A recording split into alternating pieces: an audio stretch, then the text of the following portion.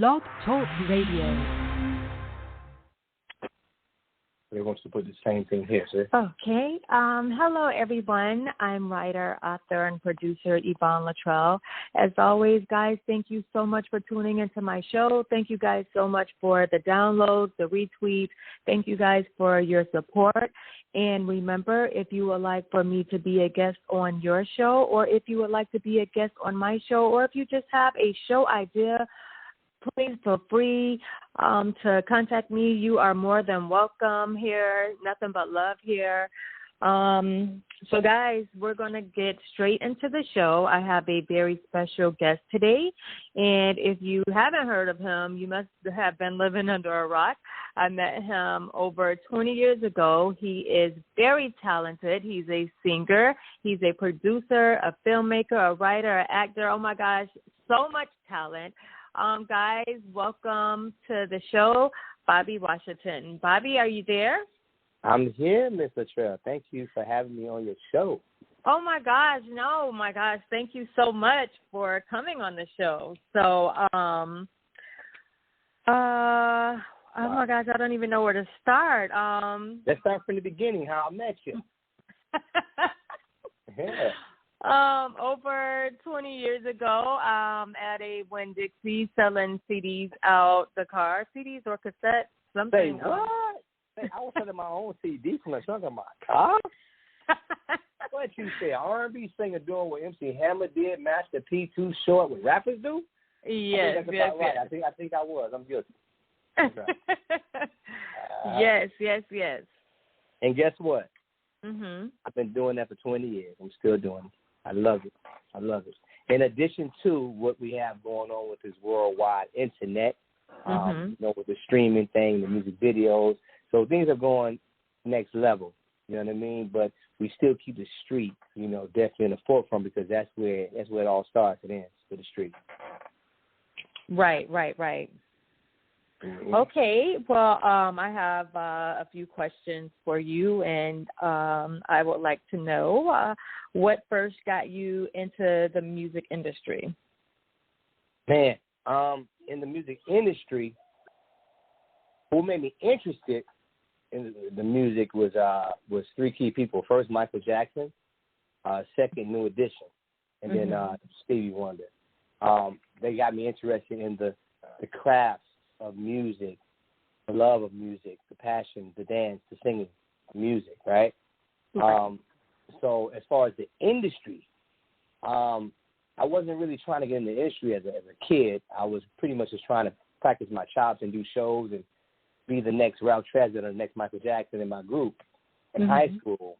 And I got my very first taste of the industry in 1989 when I had the opportunity, myself and my group included, a chance to open up for the New Kids on the Block. I don't know if you remember this club in Aventura. It was called Randolph's. It was a teen nightclub for teenagers. And that's when New Kids on the Block had a song called Please Don't Go Girl. Right. When they first came out with that song, and at the time when they started performing, they must have started performing 2 years after the record was out because the boy's voice had went through puberty and changed in that high-pitched tone, so he really couldn't hit those notes live. So this is the segment, if you ever seen on VH1, when Donnie from the group New Kids on the Block, he gets mad at the audience and tell them to kiss his behind because they started booing him. No. Yeah, they booed New Kids on the Block because the boy's voice was cracking throughout the song. He couldn't hit the notes anymore. So yeah, of course, since then he found his voice. He grew into his man voice, but it was a kid voice that he was using on that record. So I say that to say this: we had the opportunity to actually shine on their show because we sounded great. Right.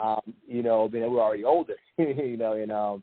And their manager Maurice Starr actually took a liking to us and wanted to talk to my manager about talking to us about getting us into the music industry.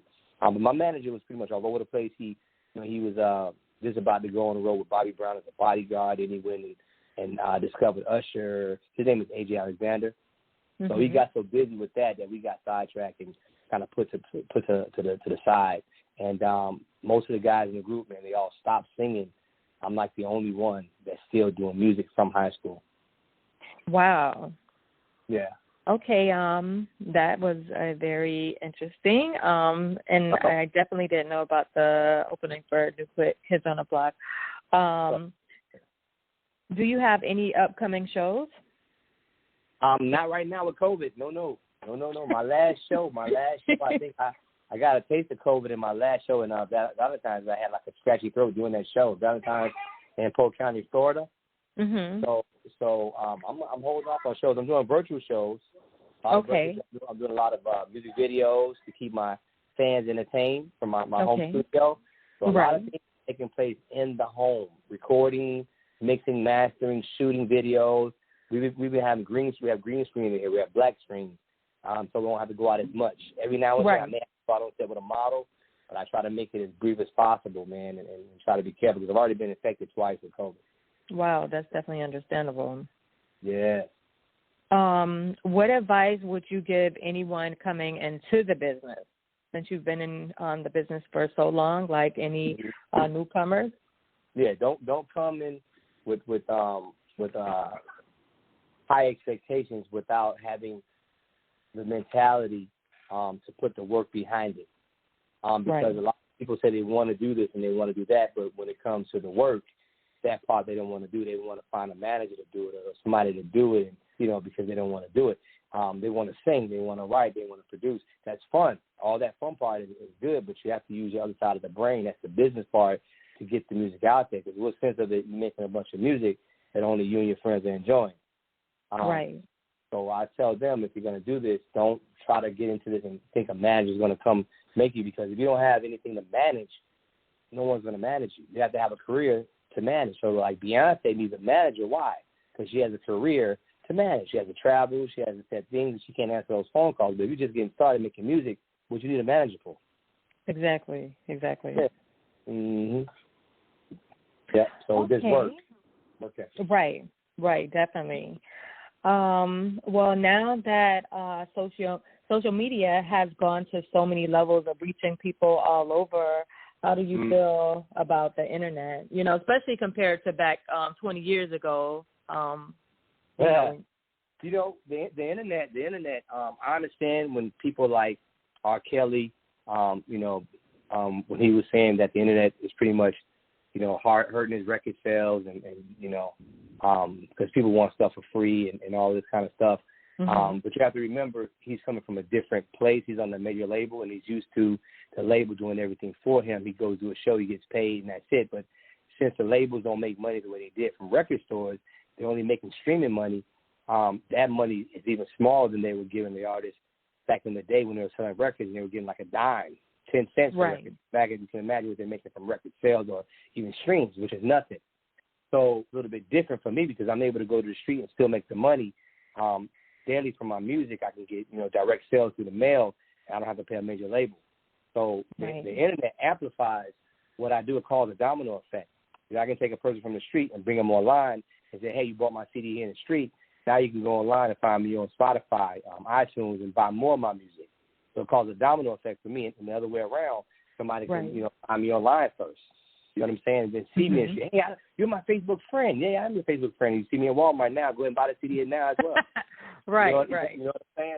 So it, for us, my wife and myself, because my wife is an independent artist as well, Cindy J. And, we benefit from the internet. I mean, it helps us get our videos out there.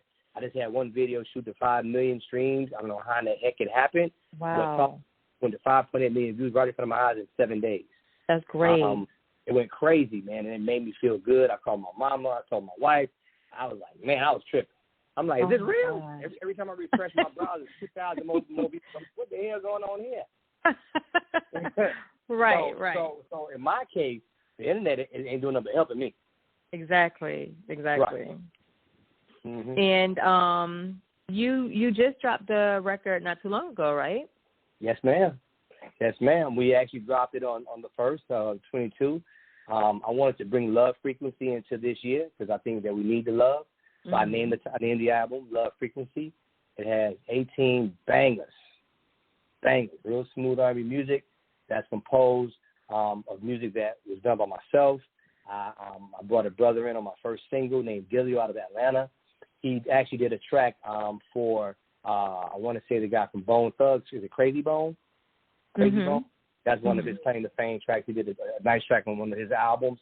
So he did my first track called Not a One Night Stand. I also brought a brother in who did the song for Kevon Edmonds, his 24/7 song. Right. His name is Angelo Ray. He produced. Also DJ Payne won with his partner Daryl. I think DJ Payne did some stuff on Jeezy. Got a couple plaques from Jeezy. So I brought in a couple of key people. I brought, of course, my production and my buddy Steve Gray. Gray Stone, and also the Regime. My boy Taz, production from the Regime. They did some production. The writing was myself. My wife helps, and my wife does background with me as well. She sings with me. So we have a great time doing this. Okay, and you have another album that's getting ready to drop also. Do you want to tell us about that? Yeah. Well, basically, it's going to be expanded. It's called Special Edition of the Love Frequency. It drops Valentine's Day, the 14th. And what that album is it's going to be 27 songs. So we're adding about 5 remixes, and the original 3 of the original songs from those remixes that I did on my previous album called 2 to 2 a.m.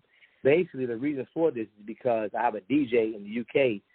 He goes by the name of DJ Soul BR. He's actually from Brazil, but his music syndicates over in the UK as well. And he has a strong following over there. So basically, he did 5 remixes that are really killer. They're awesome songs. I really want to put them out there and showcase them. So I figured why take an expanded version to drop Valentine's Day with those hot records to drive the United States crazy and the UK crazy at the same time. Wow. And you have been doing some things in the UK as well. Oh yeah, I've been on the charts. I've been on the charts a couple times, UK Soul Charts. We just charted a record that myself and Dilio did, and also DJ Soul BR did. It's called Been So Long. Her name is Cindy J. So she's charting right now over there. So we're doing a whole lot of charting in the UK Soul Charts, also the Grenada charts in the islands. I was number 14 with a song called All Mine with the brother Mitron. I did a duet with him. And we're actually above Johnny Gill and Ralph with the same title. They had a song called All Mine as well. So we're above them. We're number 14. I think they were number 35.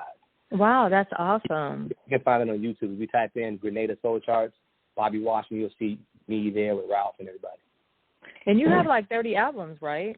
I have 30 albums on Spotify, iTunes. Oh, yeah. I've been doing this. Oh, my gosh. I've been dropping albums every year, man, making it religious. Sometimes 2 albums a year, you know.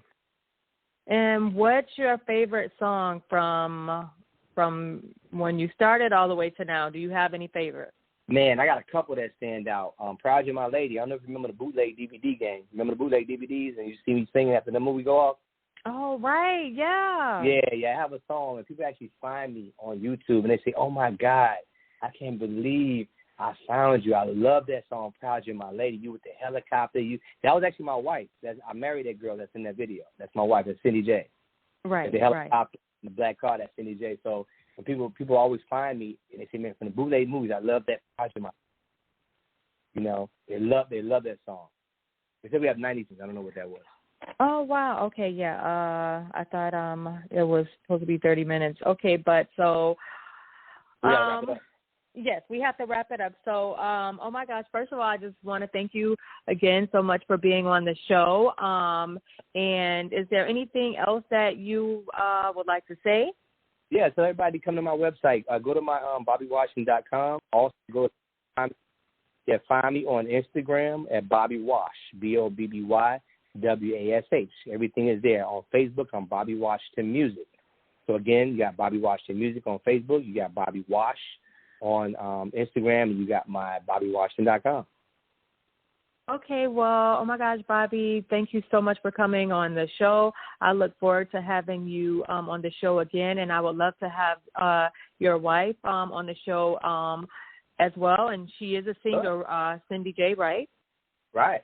Okay, yes, I would like to have her on the show also in the future. And thank you so much for coming on the show. Okay, thank you so much. Okay, have a good one. Have a good day. Bye-bye. Bye.